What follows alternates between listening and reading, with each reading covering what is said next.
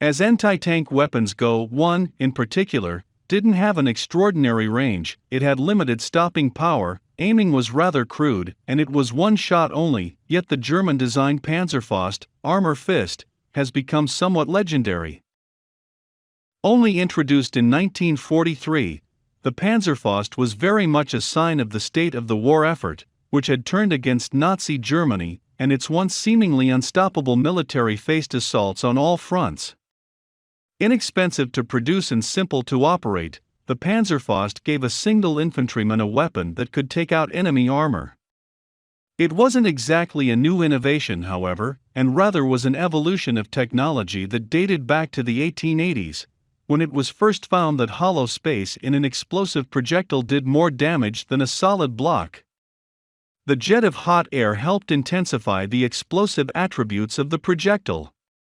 While the knowledge was understood by American and German scientists, very little was actually done with it in weapons development. Then in the 1930s, German engineers began to experiment with ways it could be employed, but yet it still wasn't until the war effort began to turn in favor of the Allies that a weapon was developed to utilize the breakthroughs in shape charge technology. At the time, Germany had already copied the American M1 bazooka anti-tank rocket launcher, and also supersized it accordingly by increasing the size of the tube and projectile. The Panzerschreck, Tank Spain, was an 88mm reusable anti-tank rocket launcher, which proved capable of taking out American and British armor and even Soviet tanks, but it was heavy, required a team of 2 to operate, and while reloadable, the rockets were also heavy. Moreover, the Panzerschreck produced a cloud of smoke and required the teams to shift quickly after firing, not an easy task with a weapon that weighed 24 pounds empty, and was nearly as long as the soldier was tall. The German military desperately needed a simpler platform.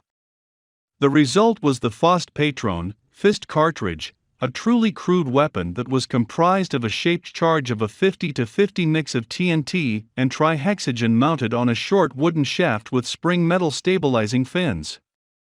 It was launched from a preloaded, low-grade steel launch tube filled with a black powder propellant. The Faust Patron had a range of just 100 feet, yet it could penetrate more than 5 inches of steel. It was soon improved as the Panzerfaust, which had a larger warhead and could penetrate up to 8 inches of armor. While still crude in design, it was easier and a lot cheaper to produce than the Panzerschreck, and each Panzerfaust cost only around 20 Reichmarks, around $40. It was essentially a recoilless rifle that could launch a small but powerful shape charge at distances up to 200 yards, and if it scored a direct hit, it was deadly. The warhead didn't just explode. It could send a jet of hot metal into the tank's cabin, which could kill the crew or even set off the fuel and ammo. It was simple to operate but required that the operator be close to the tank. The weapon was thus proved more effective as the fighting reached Germany's towns and cities, where Allied and Soviet tanks had to navigate narrow streets.